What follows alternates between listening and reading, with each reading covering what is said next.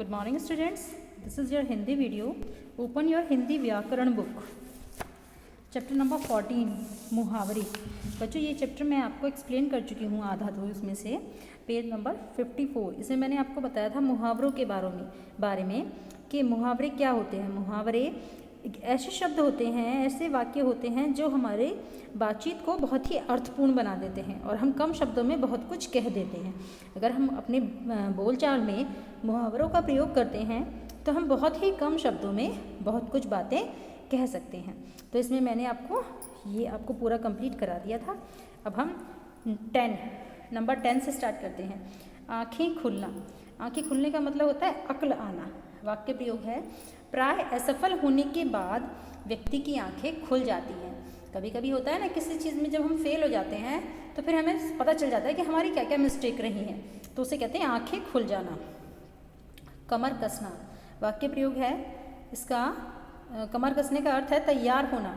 अध्यापक ने नटखट छात्र से कहा, सजा पाने के लिए कमर कस लो. आंखें दिखाना यानी गुस्सा करना. कुछ लोग गलती करके आंखें दिखाते हैं. छक्के छुड़ाना, बुरी तरह हराना. पांडवों ने कौरवों के छक्के छुड़ा दिए थे. आग बबूला होना. आग बबूला होने का अर्थ होता है अत्यधिक गुस्सा होना. वाक्य प्रयोग है, मंजीत के फेल होने पर पिताजी आग बबूला हो उठे. अपना उल्लू सीधा करना, अपना काम निकालना. वाक्य प्रयोग है, कुछ लोग दूसरों को मूर्ख बनाकर अपना उल्लू सीधा करते हैं. नाक में दम करना यानी परेशान करना. शैतान बच्चे परिवार वालों की नाक में दम कर देते हैं. होते हैं ना, जब बच्चे शैतानी करते हैं क्लास में तो टीचर्स भी कहते हैं नाक में दम कर रखा है इस क्लास ने, है ना. हथियार डालना, हार मानना. वाक्य प्रयोग है, भारतीय सैनिकों के सामने शत्रु सैनिकों ने हथियार डाल दिए. हृदय से लगाना यानी गले से लगाना, प्यार से गले लगाना. वाक्य प्रयोग है, होली पर लोग अपने शत्रु को भी हृदय से लगा लेते हैं. गले का हार होना यानी बहुत ही प्यारा होना. वाक्य प्रयोग है, रोहित अपने परिवार के गले का हार है. जैसे आप सारे बच्चों, आपके मम्मी पापा के आप आंखों के तारे हो, तो उसी तरीके से दूसरा वर्ड होता है इसके लिए गले का हार होना, तो आप उनके गले का हार हो. चिकना घड़ा, जिस पर कोई असर ना हो. वाक्य प्रयोग, विक्की किसी की बात नहीं मानता और दिन भर शैतानी करता रहता है, वह तो एकदम चिकना घड़ा है. कुछ बच्चे होते हैं ना, उन्हें कितना भी डांट लो फटकार लो लेकिन वो ना तो सुनते हैं ना किसी की बात मानते हैं, तो उन्हें कहते हैं चिकना घड़ा. बाल भी बांका ना होना, बिल्कुल भी नुकसान ना होना. जिस पर ईश्वर की कृपा होती है उसका कभी बाल भी बांका नहीं होता. मतलब बिल्कुल भी नुकसान ना होना. कभी कभी होता है ना, जैसे किसी का एक्सीडेंट हो जाए और कहते हैं उसको चोट नहीं लगी, बाल भी बांका नहीं हुआ, है ना, तो उसका मतलब बिल्कुल भी नुकसान ना होना. अब बच्चों इसका हम अभ्यास कार्य करेंगे. इसमें सबसे पहले सही विकल्प पर सही का चिन्ह लगाएं. दांत पीसना यानी क्रोधित होना, मार डालना, दोनों. तो वर आंसर इज क्रोधित होना. नेक्स्ट है 9-2-11 होना. 9-2-11 होने का मतलब है भाग जाना, मांगना, दोनों. तो 9-2-11 होने का अर्थ होता है भाग जाना. नाक में दम करना. नाक में दम करने का अर्थ होता है परेशान करना, हार मानना या दोनों. तो नाक में दम करने का अर्थ होता है परेशान करना. निम्नलिखित शब्दों के अर्थ लिखिए. गे, हमें गे वाली एक्सरसाइज करनी है. आंखों का तारा होना अर्थ है बहुत प्यारा. हिम्मत ना हारना, साहस ना छोड़ना. जी चुराना, मेहनत से बचना. छक्के छुड़ाना, बुरी तरह हराना. चिकना घड़ा, जिस पर कोई असर ना हो. मक्खी मारना, खाली बैठे रहना. कुछ नीचे कुछ मुहावरों के अर्थ दिए गए हैं. अर्थ पढ़कर मुहावरे लिखिए. इसमें आपको उल्टा करना है, आपको अर्थ पढ़ के मुहावरे लिखिए. घी के दिए जलाना, बहुत खुशी मनाना, घी के दिए जलाना. शाबाशी देना, पीठ थपथपाना. कुर्बान होना, शहीद होना.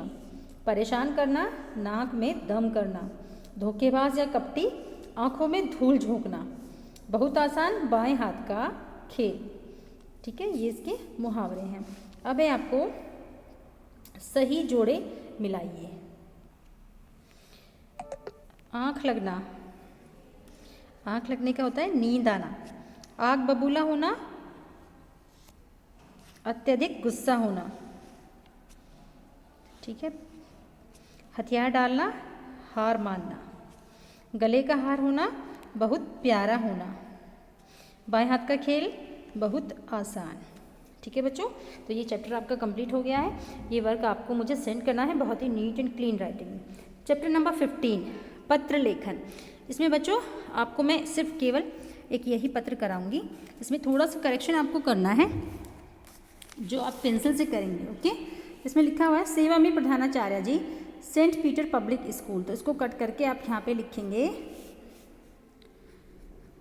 आर के, हिंदी में लिखना है, ठीक है, आर और के ये हिंदी में लिखना है, फिर पब्लिक स्कूल जैसे नीचे लिखा हुआ है ना, आर के पब्लिक स्कूल, जयपुर राजस्थान की जगह आपको लिखना है किठौर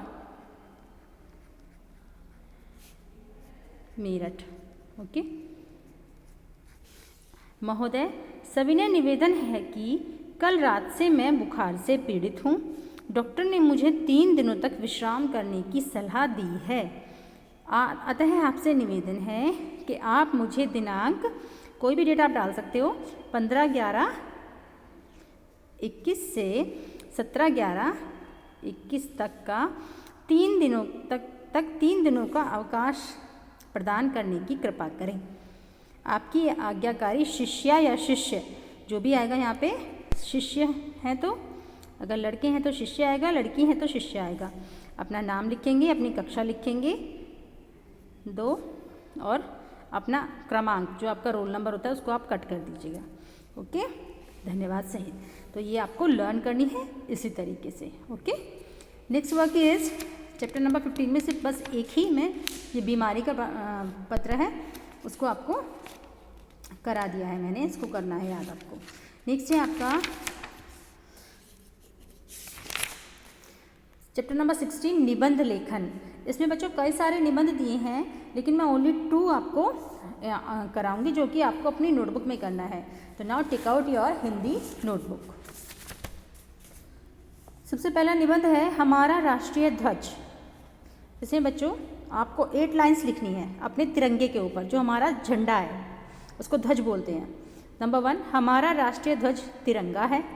नंबर 2, हमारे राष्ट्रीय ध्वज में 3 रंगों की पट्टियाँ हैं, ठीक है। नंबर 3, हमारे राष्ट्रीय ध्वज में केसरिया, सफ़ेद व हरे रंग की पट्टियाँ होती हैं। 3 रंग होते हैं ना हमारे झंडे में, केसरिया, सफ़ेद और हरा। इसके मध्य में नीले रंग का चक्र है। यह चक्र निरंतरता और प्रगति का प्रतीक है। हमारा राष्ट्रीय ध्वज देश की एकता और अखंडता का प्रतीक है। इसे राष्ट्रीय पर्वों पर फहराया जाता है। पर्व मीन्स त्यौहार। राष्ट्रीय त्यौहार कौन कौन से हैं हमारे? 26 जनवरी, गणतंत्र दिवस, गांधी जयंती, उस पर फहराया जाता है। हाँ, राष्ट्रीय ध्वज हमारी शान है, इसका कभी भी अपमान नहीं करना चाहिए। यहाँ पर कभी भी अपमान नहीं करना चाहिए। एक आपको निबंध और करा रही हूँ मैं, आपको उसको भी लर्न करना है। ये दोनों निबंध आपको अपनी नोटबुक में नोट डाउन करने हैं और फिर उनको लर्न करना है। मेरा प्यारा कुत्ता, ये कुत्ते के ऊपर है आपका निबंध। नंबर 1 लाइन है, इसमें भी मैंने 8 लाइन्स कराई हैं।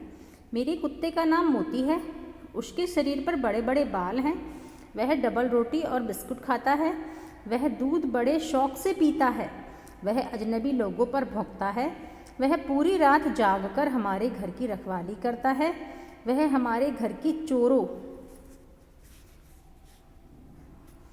चोरों से रखवाली करता है, हमारे घर के सभी सदस्य मोती से बहुत प्यार करते हैं। तो आपको 8 लाइन्स राष्ट्रीय ध्वज की और 8 लाइन्स आपको मेरा प्यारा कुत्ता, ये आपको लिखनी भी है और अच्छे से लर्न भी करनी है। ये वर्क आपको नोटबुक में करके मुझे सेंड करना है। और बच्चे, आज आपका हिंदी व्याकरण का कोर्स कंप्लीट हो गया है, बस अब आपको लर्निंग का काम करना है।